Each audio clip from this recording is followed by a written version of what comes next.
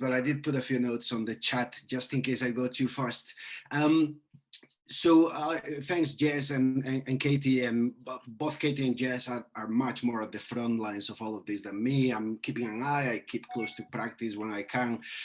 But my take on this is more thinking a little bit about the critical mass that is building. I think green PV is going to be a very fruitful space in the next 5 years.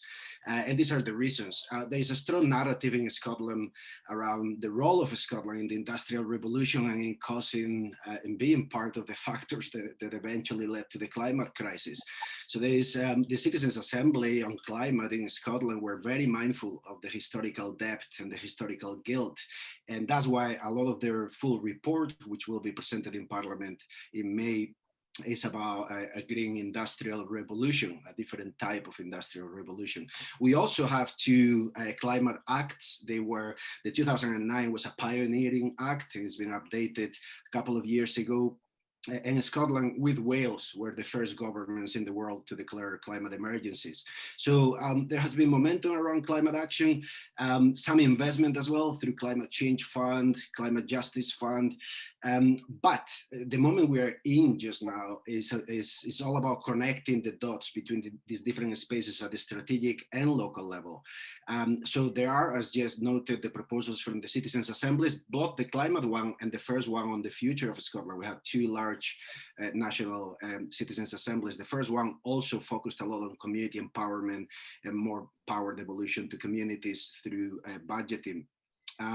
There is as well, there was mention of the Just Transition Commission, but the Social Renewal and Advisory Board, which was a high-level review of learning from the pandemic and guidance for social, political, and economic transformation in the aftermath of the pandemic, also places a strong role in community empowerment, and PV is going to be a key part of that. And of course, we are preparing for Glasgow for the Conference of Parties in the winter in Glasgow, COP26. So there's a lot of momentum. And of course, it's been mentioned that we are mainstreaming PV. All local authorities are expected to develop new PV processes or to consolidate the ones they already had.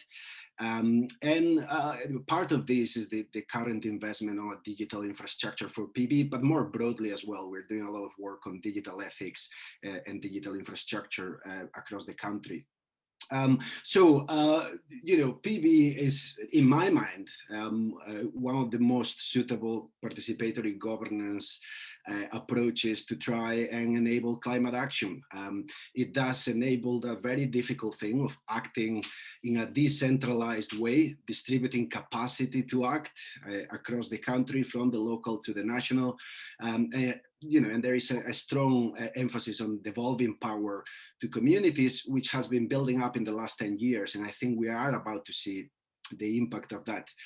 In the end, the challenge we all have, of course, is how to enable short-term actions that are inspired and based on long-term thinking. And to me, the solidaristic potential of PV, when it's designed to foster solidarity, is probably one of the most powerful approaches that we have to try and develop institutions that can really govern the future, a very uncertain and very challenging future.